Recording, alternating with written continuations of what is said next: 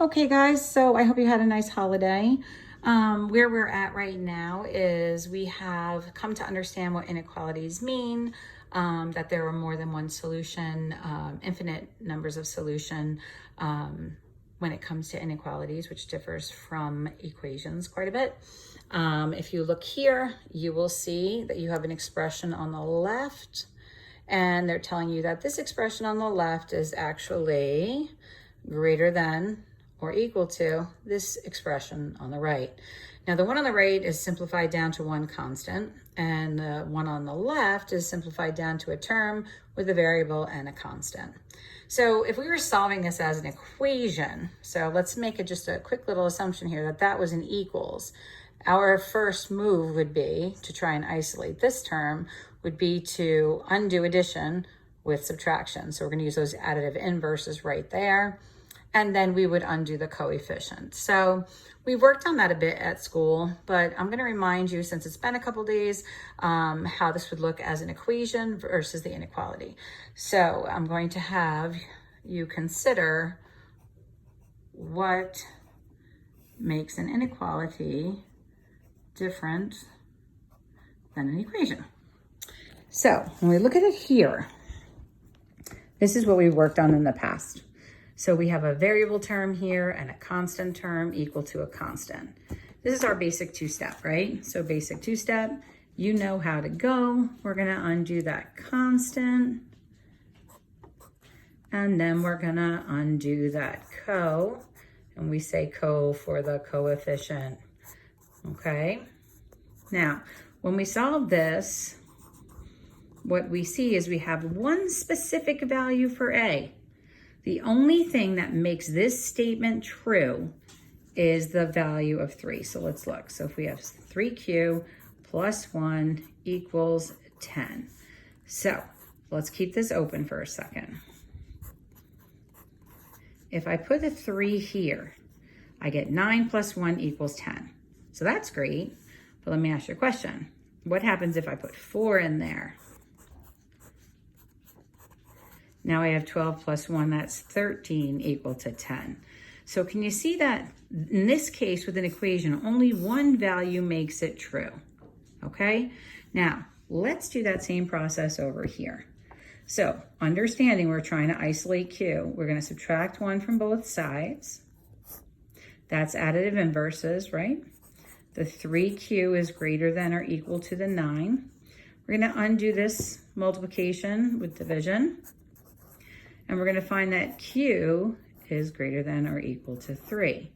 Now remember, this is splitting a number line, okay? So you have this marker number at the 3, and then you have 4 and 5 all the way to positive infinity, and you have 2 and 1 and 0 negatives the other way.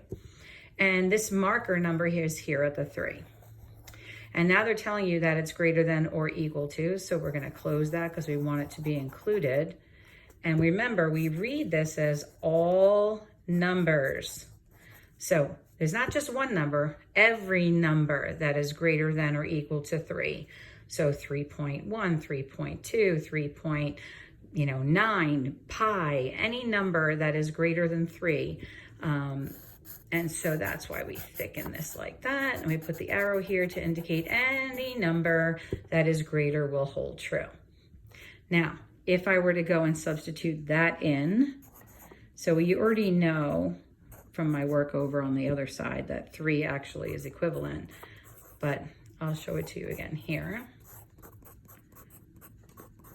So you have 9 plus 1. So is 10 greater than 10? No. But is it greater than or equal to? Yes. So that makes it true. If I put in the 4, like I did in the last one, I end up with 12 plus 1, which is 13 is greater than or equal to 10. So in this case, it's true. And if we put 100 in there, then I'm going to have 301, which will be greater than. So any number that's greater. So this is really, the process is very similar. You use the same properties and the same functions of a statement. You take an action, you write a new statement, you take an action, you write a final statement, except that when you have an inequality, you're splitting the number line. There's all numbers to the left, there's all numbers to the right, and then the number that you are actually marking at. And that means infinite numbers that are less than, infinite numbers that are greater than. If this equal to piece was not here, then this would just be an open circle, and it would say, hey, don't include me, 3, but include everything that's greater, okay? So that's kind of an important thing for us to look at. And I think what they're going to have you do in this is you are actually going to put in the letter Q, and then you select what you have, which is greater than or equal to, and we are going to say 3, and hopefully that will work out perfectly. All right, so here's another one for us. Same story.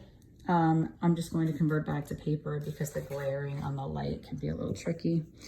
So I have 4f plus 1. In this case, it's less than or equal to 9. So once again, we have a variable term, and we have a constant, we have our inequality, and we have another constant. So everything is simplified as much as possible already because you cannot add terms with variables to constants. So what we're going to do is recognize that this is basic two-step. In basic two-step, you know how to go. We're going to undo this constant. Those are additive inverses. And then we're going to undo this coefficient. So undo multiplication with division. And we'll have f is less than or equal to 2. Now remember, with inequalities, guys, it's not just one number. It is all values, all numbers that are less than or equal to 2. So on a number line, and you'll be graphing these tomorrow, but on a number line, you mark the 2, put a couple here, make sure they're equally spaced as best as you can, and then do your 1 and your 0. Your marker number is going to get an open circle to start. If you have the equal to piece, then you're going to include that. And don't read it as F. Say all numbers less than or equal to 2. Okay? And you would thicken that in. And the reason I'm showing you this part right now is, even though it's not part of the IXL you're working on, is I really want you to understand that all of these values to the left make this statement true. So here we go. And we're going to put in the letter F. And we're going to do less than or equal to sign. And it's going to be a 2. Now, if you remember from the other time we worked, what happened was